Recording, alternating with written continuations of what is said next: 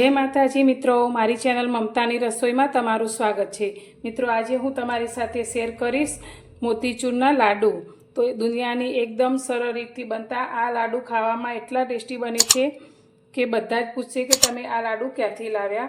तो आ लाडू बनाववा माटे ना तो आपणे बेसननी जरूर छे, ना कोई जारो, ना कोई सोडानी जरूर छे कि ना तो आपणे बूंदीने पाडवानी छे। तो एकदम सरल रीते आपणा आ लाडू बनीने तैयार थाय छे। तो खावामां पण खूब ज टेस्टी एवा आ लाडू तैयार थाय छे। तो आज हूँ तमारी साथे आ लाडूनी रेसिपी शेर करी रही छूं।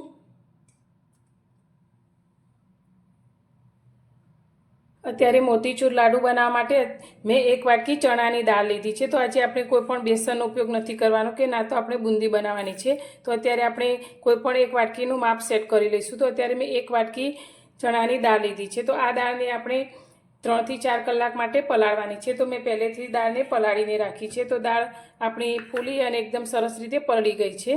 તો 1 વાટકી દાળ આપણે આ રીતે એક મોટો વાટકો ભરી અને પલળી ગઈ છે।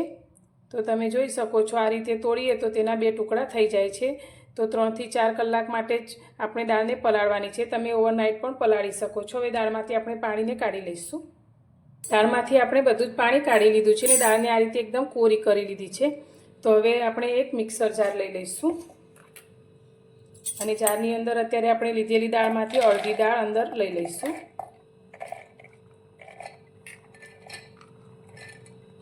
तो तमे आ रीते मोतीचूरना लाडू बनावशो तो तमारा लाडू परफेक्ट बनशे। बूंदी बनाववानी कोई झंझट नथी रहेती अने एकदम सरळ आपणी आ रीत छे। तो हवे आनी अंदर पाणीनो उपयोग आपणे बिलकुल नथी करवानो अने आने आपणे पीसवानी छे। तो आने पीसती वखते आपणे मिक्सरने पल्स मोड पर चलाववानुं छे। तो मिक्सरने आपणे आ रीते चालू बंद करता जई अने फेवरवानुं छे अने वच्चे आपणे 1-2 वार चमचीथी तेने उपर नीचे करी लईशुं। तो आपणे दाळने पीसी लीधी छे। तो आ रीते थोड़ी दरदरी रहे ते रीते आपणे पीसवानी छे। अंदर कोईक मोटो थोड़ो दाणो रही जशे तो पण वांधो नहीं। आ रीते आपणे बीजी दाळने पण पीसी लईशुं। આપણે અત્યારે બધી દાળને પીસી લીધી છે। તો હવે પીસેલી દાળમાંથી અત્યારે આપણે આ રીતે થોડી દાળ હાથમાં લઈ લઈશું અને તેમાંથી આપણે એકદમ નાના અને પાતળા વડા તૈયાર કરીશું। તો થોડા પાતળા રહે તે રીતે આપણે આ રીતે વડા તૈયાર કરીશું અને તેને એક પ્લેટમાં મૂકીશું અને આ જ રીતે આપણે બધા જ વડાને તૈયાર કરવાના છે।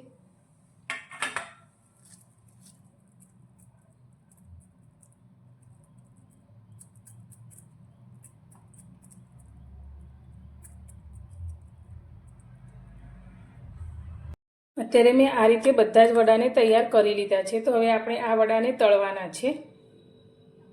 અત્યારે આપણે આ લાડુ બનાવવા માટે જે વડા તૈયાર કર્યા છે તેને તળવાના છે। તો અત્યારે વડા તળવા માટે મેં ગાયનું શુદ્ધ દેશી ઘી લીધું છે। તમે ઘીની જગ્યાએ રિફાઇન્ડ તેલનો ઉપયોગ પણ કરી શકો છો, પણ આપણે આજે જે લાડુ બનાવીએ છીએ તે ગણપતિ દાદાના પ્રસાદ માટે બનાવીએ છીએ એટલે તેને આપણે શુદ્ધ ઘીમાં તળીશું।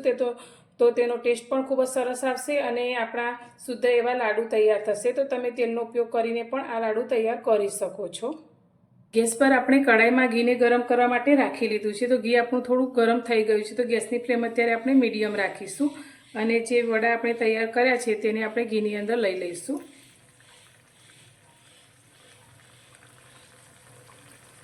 अने वड़ा आपणा अंदरथी सारी रीते तळाई जाय ते रीते आपणे तेने तळी लईशुं।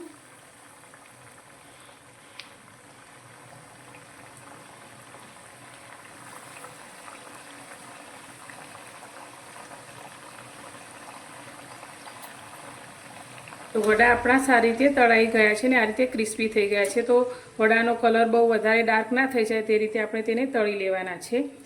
तो हवे तळेला वड़ाने आपणे घीमांथी बहार काढी लईशुं ने आ ज रीते आपणे बीजा वड़ा पण तळी लईशुं।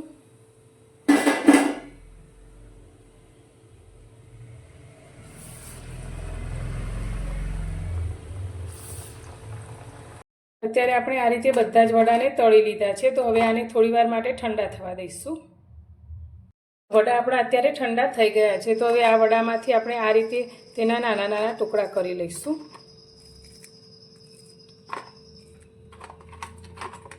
तो बूंदी बनाववानी झंझट वगर आपणे आ रीते एकदम सरळ रीते मोतीचूर लाडू बनावी सकीए छीए।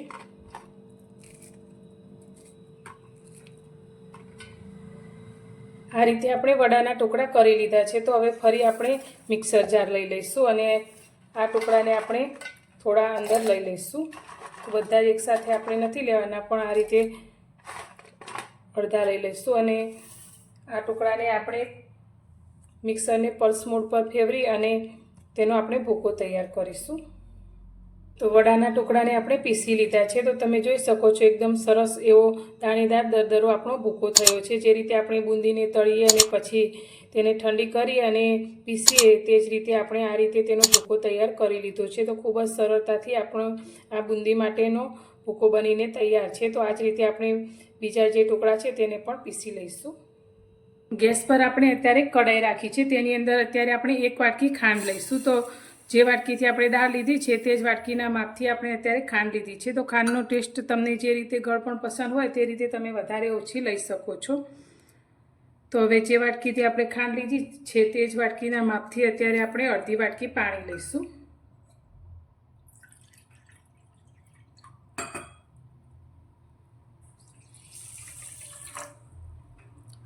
હવે ગેસ ચાલુ કરી અને ખાંડને આપણે પાણીમાં સારી રીતે ઓગાળીશું। તો પાણીમાં ખાંડ આપણી સારી રીતે ઓગળી ગઈ છે અને આ રીતે અંદર બબલ્સ થવા લાગ્યા છે। તો હવે આપણે લાડુની ફ્લેવર માટે ઇલાયચીનો પાવડર લીધો છે તે આપણે અંદર એડ કરીશું અને મીઠાઈવાળાની દુકાન જેવો આપણા લાડુનો કલર આવે તેના માટે અત્યારે મેં ખાવાનો મીઠો કલર લીધો છે, તે અડધી ચમચીના ચોથા ભાગનો કલર અંદર એડ કરીશું। તમે કલર ના લેવો હોય તો તેને સ્કીપ પણ કરી શકો છો। કલર વગર પણ તમે અંદર થોડી હળદર એડ કરીને પણ આ લાડુ બનાવી શકો છો। તો હવે આપણે આ ખાંડની ખૂબ વધારે ચાસણી નથી કરવાની, પણ આપણું આ રીતે પાણી થોડું ચીકાશ પડતું થાય ત્યાં સુધી તેને આપણે ઉકાળીશું। તો એક તાર થતાં તૂટી જાય તે રીતની આપણે આ ચાસણી તૈયાર કરવાની છે। તો આપણું ખાંડનું પાણી સારી રીતે ઉકળી ગયું છે। તો હવે ગેસની ફ્લેમ અત્યારે આપણે એકદમ ધીમી કરી દઈશું અને હવે આપણે આ પાણીને ચેક કરીશું। તો આ રીતે આપણે ચેક કરીએ તો તાર બનતા તૂટી જાય છે। તો આપણે પૂરો એક તાર ના થાય તે રીતની ચાસણી કરવાની છે। તો તમે જોઈ શકો છો આ રીતે તાર બનતા તૂટી જાય છે। તો હવે ગેસની ફ્લેમ અત્યારે બંધ કરી દઈશું અને બનાવેલો ભૂકો આપણે ચાસણીની અંદર લઈ લઈશું।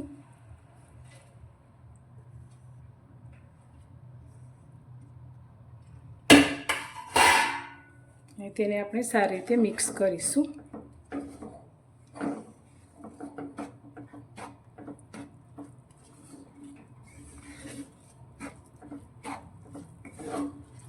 તો આપણી ચાસણી બધી જ આ રીતે આપણા જે વડાના મિશ્રણને તૈયાર કર્યું છે તેની અંદર પડી જશે અને બધો દાણો સારી રીતે ફૂલી જશે।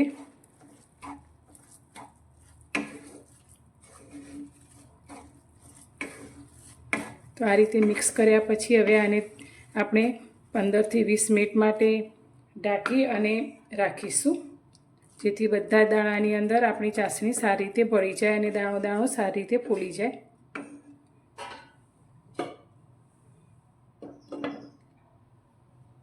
લાડુના મિશ્રણને આપણે ચાસણીમાં રાખીએ 20 મિનિટ જેટલો સમય થઈ ગયો છે। તો હવે આપણે તેને જોઈ લઈશું। તો તે ઠંડુ પણ થઈ ગયું છે અને બધી ચાસણી આપણે જે વડાનું મિશ્રણ તૈયાર કર્યું હતું તેની અંદર ભળી ગઈ છે। તો તમને નજીકથી બતાવું તો એકદમ ખીલેલો દાણો આપણો તૈયાર થયો છે। જે રીતે આપણે બુંદી બનાવીએ જેની તે રીતે આપણી આ દાણામાં ચાસણી ભળી અને દાણો આપણો ફૂલી અને એક બુંદી જેવો તૈયાર થયો છે।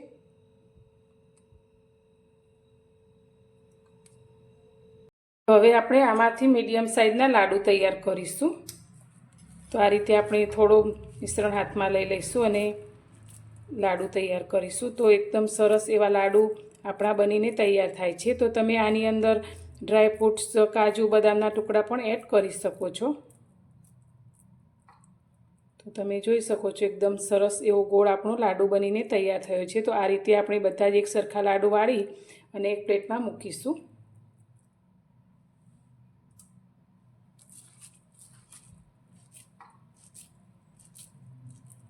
મિત્રો તૈયાર છે આપણા મોતીચૂરના લાડુ। તો તેને આપણે આ રીતે મગજતરીના બીજથી ગાર્નિશિંગ કરીશું।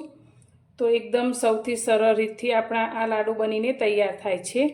તો ખાવામાં પણ એકદમ સરસ સોફ્ટ, તમે જેને પણ આપશો તે બધા જ પૂછશે કે બજારમાંથી તમે લાવ્યા છો। તેટલા સરસ એવા આપણા લાડુ બનીને તૈયાર થાય છે. તો તમને અંદરથી પણ બતાવું તો એકદમ સરસ એવા લાડુ આપણા બનીને તૈયાર થયા છે. તો આ લાડુને તમે આ રીતે બનાવી અને 15 દિવસ સુધી રાખી શકો છો. તો આવનારા તહેવારોમાં તમે આ રીતે એકવાર લાડુને જરૂરથી ટ્રાય કરજો. તો તમને મારી આ રેસીપી કેવી લાગી તે કોમેન્ટમાં જણાવવાનું બિલકુલ ભૂલતા નહીં. અને પસંદ આવી હોય તો વિડીયોને લાઇક કરજો, શેર કરજો અને મારી ચેનલ પર નવા છો તો ચેનલને સબસ્ક્રાઈબ કરવાનું બિલકુલ ભૂલતા નહીં. તો ફરી મળીશું એક નવી જ રેસીપી સાથે નવા વિડીયોમાં.